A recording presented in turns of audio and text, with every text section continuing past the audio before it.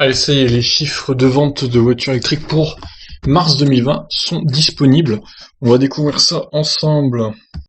Donc pour mars 2020, la Zoé caracole en tête, hein, toujours avec 1744 ventes devant la Model 3 1385. La Peugeot i208, troisième avec 756 ventes, 1000 de moins que la Zoé quand même. C'est quand même beaucoup. Ensuite, on a la DS3 Crossback E-Tense, la Mini, la Nissan Leaf, le Kia Niro qui est très serré avec le Kona toujours. La i-Up, 116 ventes, la Model S, la i3, Model X, i2008. Bon, la Ioniq, c'est toujours assez ridicule, hein, 38 ventes seulement. La Corsa 36, la Taycan 33, l'e-tron 28. Le EQC est toujours compliqué, hein, pour le Mercedes EQC 18 ventes, le Kia Soul 14, la C0 12 seulement. D'ailleurs, il n'y a pas l'Aion dans le classement, donc l'Aion ne s'est pas vendu en mars 2020.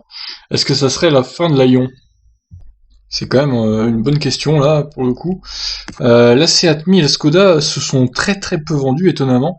Alors est-ce que c'est parce qu'ils sont en train d'en reproduire et qu'il n'y a plus de stock? C'est possible aussi.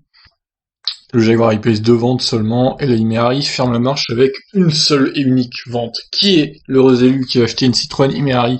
Il a vraiment trop de chance, le gars, quoi. Bon, alors, le premier trimestre 2020, vous le voyez, c'est quand même la Zoé qui domine devant la i208. 2 fois plus de ventes quasiment, c'est impressionnant, la Zoé qui va encore dominer son sujet, hein. Décidément, la nouvelle Zoé est aussi intouchable que la première génération, du coup, et la deuxième avec 40 kWh. C'est impressionnant, hein, ce que Renault a fait avec la Zoé en France. Ils écrasent la concurrence. La Model 3, troisième. Le DS3 Crossback E-Tense qui est plutôt pas mal à quatrième place devant le Niro et le Kona. Les deux là qui sont toujours dans un mouchoir de poche à une quarantaine de ventes près, c'est vraiment très très serré. Et il devance la Nissan Leaf 2, ma foi, 797 ventes. La C0, la i3. Puis là, vous le voyez, hein, vous-même, le reste du classement. Alors, on va passer au tableau récapitulatif. Ah oui, j'ai oublié de vous dire, la Honda E également, qui apparaît dans le classement avec 3 ventes, incroyable. 3 ventes pour la Honda E. Quel succès retentissant pour la petite Nippon. Bon voilà, c'est mon tableau résumant les ventes depuis 2010. Donc on va voir s'il y a eu du changement déjà.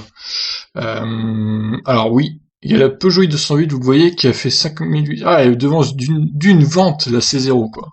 Elle gagne 2 places. Donc là, 7ème place pour la Peugeot i208, devant la C0 donc, la Smart, la Model S. Alors je regarde ce qui a changé d'autre. La e-Golf et le Model X c'est toujours très serré. Là ça bouge pas, là ça bouge pas. Ah, le partenaire est le Jaguar également. Quel duel. Ah, l'Audi e-tron qui a passé les deux devant là. Allez, on poursuit donc l'Audi e-tron qui gagne 2 places. Bravo à lui, hein. Quelle performance. L'Opel Corsa qui passe devant la classe B de Mercedes. Voilà, donc on poursuit. Alors la Skoda et la Seat, franchement c'est très serré entre les deux, 3 ventes d'écart. Et le EQC qui dépasse les deux devant là, incroyable. Ah quel duel encore une fois entre les trois. Le EQC de chez Mercedes qui se prend une sacrée correction quand même par l'Audi e-tron, hein. Il y a 3 fois plus de ventes d'Audi e-tron que de EQC.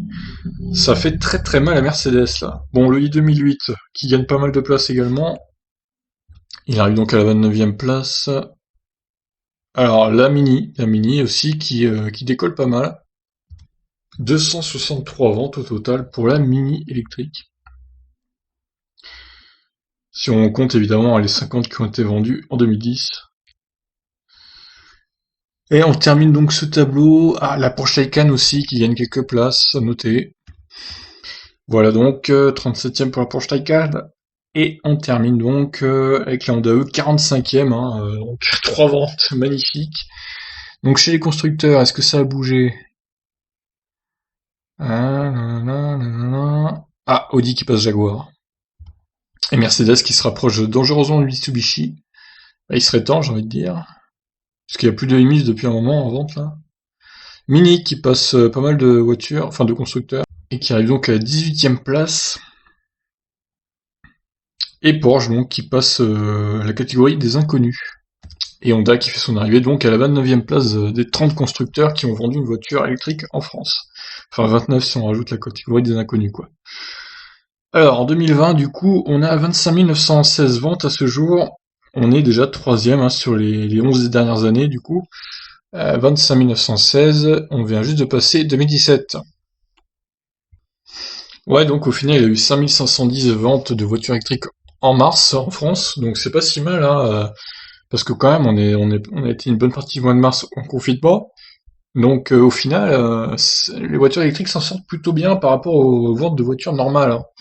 Donc va être intéressant de voir le mois d'avril maintenant.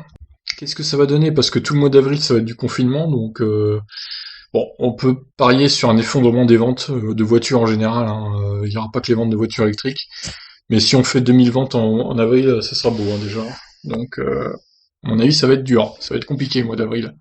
Pour toutes les voitures, qu'elles soient thermiques, diesel ou... Enfin, essence, diesel ou électrique, du coup. Voilà, bah écoutez, c'était un mois de mars correct pour la voiture électrique. Sur ce, je vous laisse réagir. Qu'en pensez-vous? Allez, ciao.